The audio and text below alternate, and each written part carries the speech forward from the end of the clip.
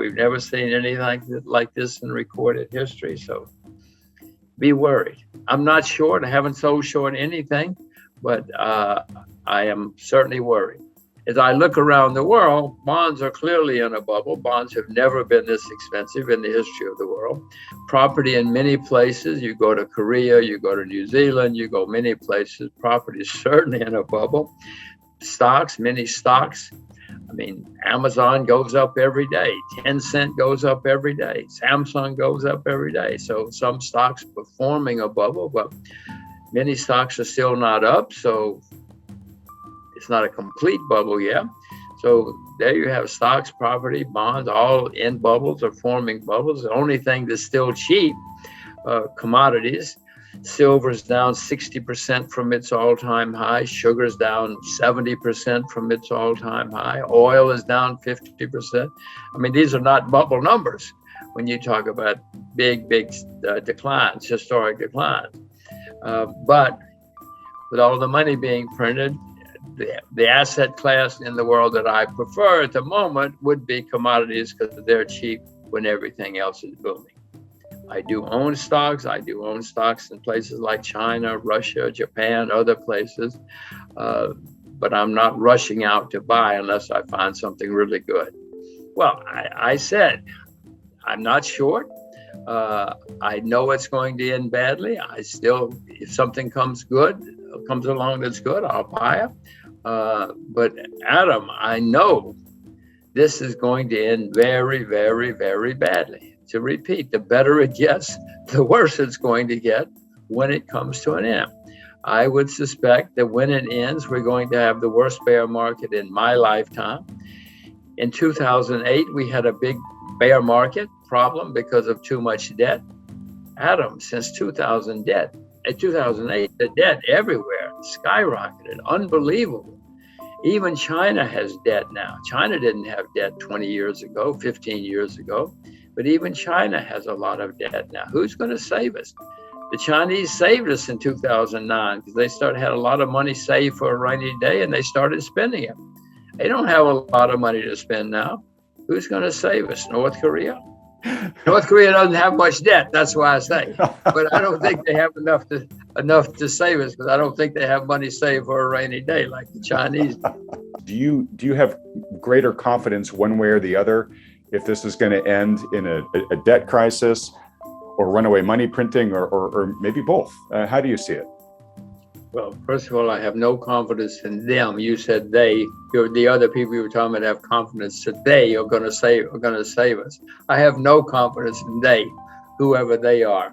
I will say, Adam, it's a good time to be old in America because I don't have to pay for all of this when it comes to an end. My children, oh my gosh, the problems my children are going to run into in their lifetimes because of what these clowns are doing now. So I say it's good to be old. But you're right. It's going to end someday, and it's going to end badly when it ends. You said either currency collapse or economic collapse. You can have both. You can have one, and then it leads to another. In the 30s, we had both, for instance, around the world, and then we had war, a shooting war, and that's the really bad news is often in history when you have really, really bad times, especially worldwide, it winds up in shooting wars. It certainly did after the 30s. So it's not good news. I don't see good news. I repeat that in 2008 and 9, we had horrible problems with too much debt. Since then, the debt has gone through the roof by unbelievable amounts. And I know that's going to end badly. If we know what's going on, we'll get worried. And if we get worried, we'll probably get prepared, and then we might survive. Some people came out of the 30s very rich. Most didn't. Most lost huge amounts of money. But in 2007, Iceland went bankrupt. Nobody cared. And a few months later, Ireland went bankrupt. Some noticed. A few months later, Bear Stearns went bankrupt. Now we're starting to notice. And then BlackRock went bankrupt in the big bank in England. And then eventually, Lehman Brothers went. Well, then it's on the evening news. Then everybody knows. So my point is these things snowball and they start where we're not looking. And It may have already started for all I know. I've seen some small places having problems. But as I say, I'm not selling short yet because I know how much money these guys can print. And what I would suspect is going to happen, Adam, is somewhere along the line, next month, stocks go down in lots of places. Well, then they're going to really panic because they want to keep their jobs. And so they're going to print even more money. And so we'll have a rally. But I would suspect that would be the last rally because there's only so much. I mean, eventually the market says, wait a minute, guys, we've seen this movie before. We know how it ends. We don't care how much money you print. Do you worry at all about the societal implications about what's going on here? Absolutely. History is pretty clear that when you have bad times, there is usually social unrest. People aren't happy.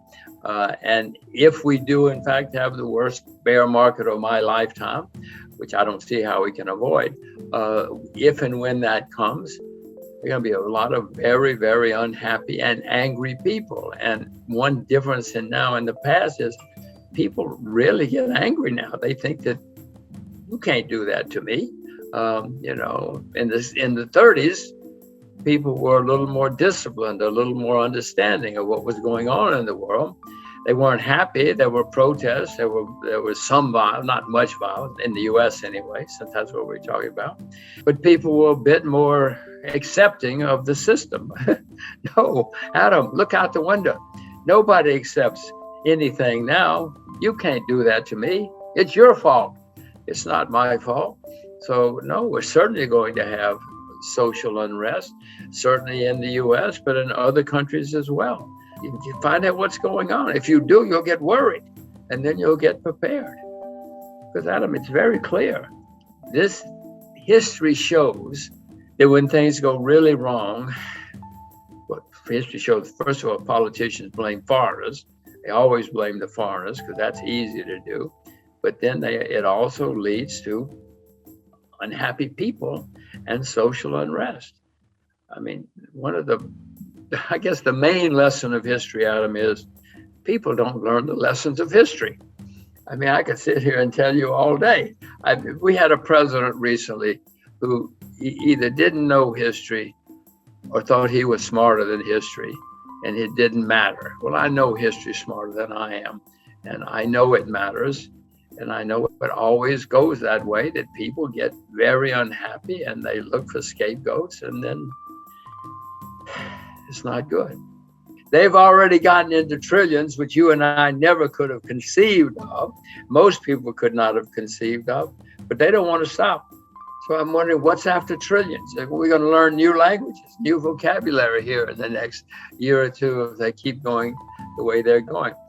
Nearly every government, every central bank in the world has been printing huge amounts of money and borrowing and spending huge amounts of money. It's never happened like this in the history of the world. Never in recorded history have we seen so much excess. I'll call it excess. They think it's normal. They think it's fine. And this has caused many markets to go up a lot. You know, if you want to build a bridge, it takes a long time. But if you want to invest and you have a lot of money floating around, you just go on the internet and in 5 seconds you can invest in anything you want to. And that's what's been happening, and that's what's continuing to happen.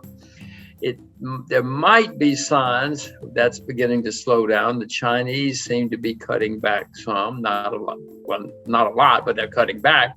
They're not expanding. Other countries say they're cutting back, and the U.S. says, "Oh, maybe we should cut back someday." But in the meantime, there's gigantic amounts of money floating around. It's going into markets. It's going into the real economy as well. It's artificial. If you see some of the things that, the shipping business is just unbelievably hot right now because there's so much money floating around. The bad news is these things always end, and the better they get, the worse they get when they end.